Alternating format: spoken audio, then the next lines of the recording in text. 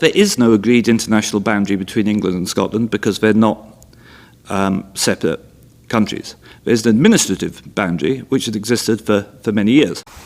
I'm here now on the beach at Carnoustie, just down from the famous Carnoustie golf course.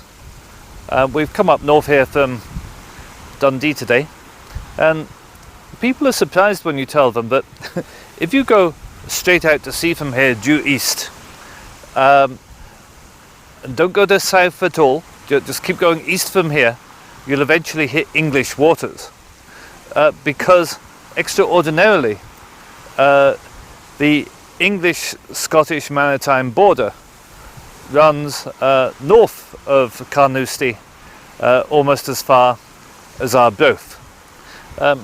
That amazes most people. Most people assume that it goes out due east from Berwick-upon-Tweed, and indeed it did. It did until 1999. The border was a line running due east from the mouth of the Tweed.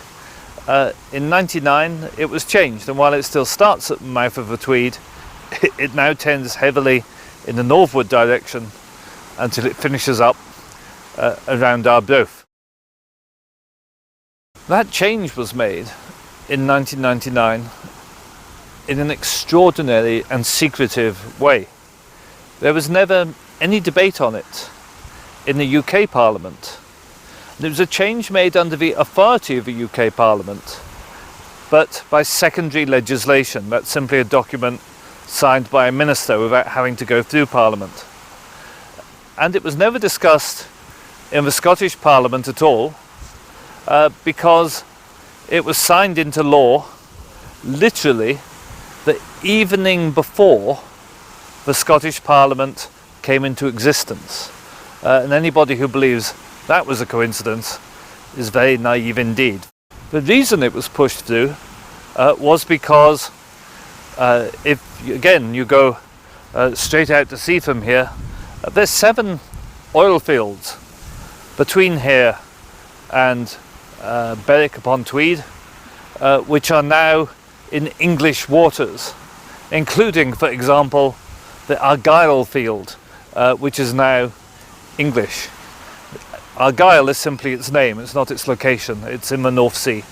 The reason this was done was deliberately to weaken the case for independence by moving some oil fields from Scotland into England, and to distort the revenue figures. When you see figures for GDP for Scotland and for England, remember 7 oil fields have been taken off Scotland's total and put into England's total by this change in 1999. This is something we don't have to accept.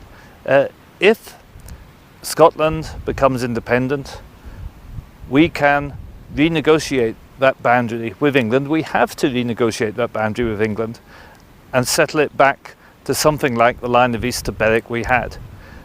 If they remain obdurate in negotiations, then we have the options to go to the International Court of Justice or to the International Law of Sea Tribunal at The Hague.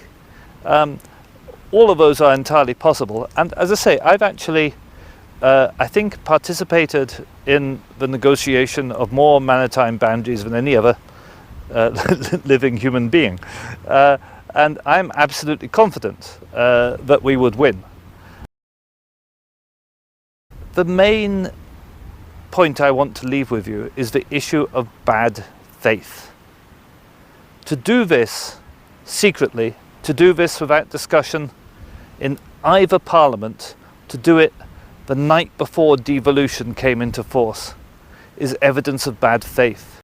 To do it deliberately in order to discourage the prospects for Scottish independence is bad faith. And that this stealing of Scottish waters was done by Tony Blair and Donald Dewar as part of the opposition, if you like, the antidote to the devolution settlement, just goes to show that you cannot ever believe that the Labour Party has Scotland's interests at heart. We can never trust the UK government to look after Scotland's interests.